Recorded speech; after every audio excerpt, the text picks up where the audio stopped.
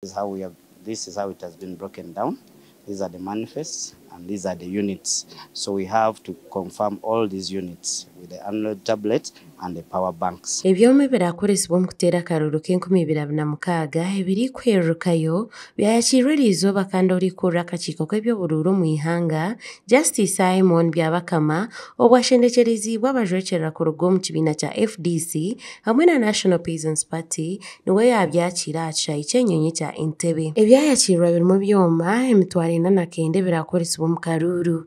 Enyuma aho ebyoma bikwingana emitwaro 6 bikaba bitungirwe kumanyisa ngu byona ebyoma n'emitwaro 19 ebirikwetagwa kuteeza akaruru ebyahikire omu ihanga. Byamukama hati nagira ngu ebyoma ebi nibyija kuhwera akakiiko kuteeza akaruru kurungi. Kubanga twagala buli mulonzi yenna afuna akakongo ako. Bw'obeera n'akakongo ako kanguya omulimu gw'okumanyiira kubanga bujja na bukaleeta polling station engeri gikaliko ekigundi ekyo tugambye barcode bakateeka buteeki kukooma mu sekendi ng'ebifaananyi byo ekifaananyi kye kivaayo n'oteekako ekinkumu ne kakukakasa n'ogenda n'omulala kyobola tufulumya obupapulo obwo bukongo obwo busobole okwanguya omulimu ku polling station abantu baleme kuyimirira awo. Ebyoma ebi bimazireho sente zirikwingana $50,000 sente za Amerika kandi obwahata akakiiko k'ebyoburuuru korekiriire okandika abantu 150,000 abarabe nibatendeka abarakoresa ebyoma ebi. Koze omulimu munene obuuma kati babutuwadde tugenda obutwala mu sitowa zaffe tubutereke bulungi.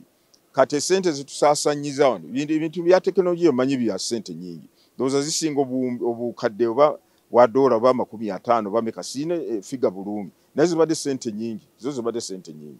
Naye ennyonyi tugipangisa bupangisa. We Honorable Robert Centenary oli omuhwezi wa mukuru w'ekibiina kya FDC nagira ngu nikyenda endagaano ya Uganda na kampuni ereesera ebyoma ebi ehindukiremu kwenda kugira ngu ebyoma ebi byayanga kukora kurungi kampuni egyo etwara omu kooti eshashule sente.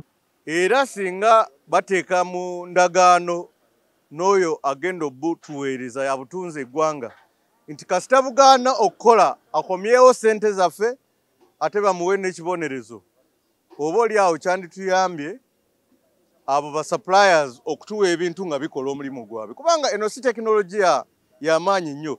Uganda obwahata eriyo neetebekanisiza akaruru ka boona karateerwa omwaka oguri kwija. Akaruru k'okuronda mukuru w'ihanga hamwe n'abanyishengyero nikaza kuteerwa 2015 kwezi kw'okubanza 2026. Amakuru agashakwa Jonan Mwebembezi hamwe na Mande Atenyi omuri Kampala.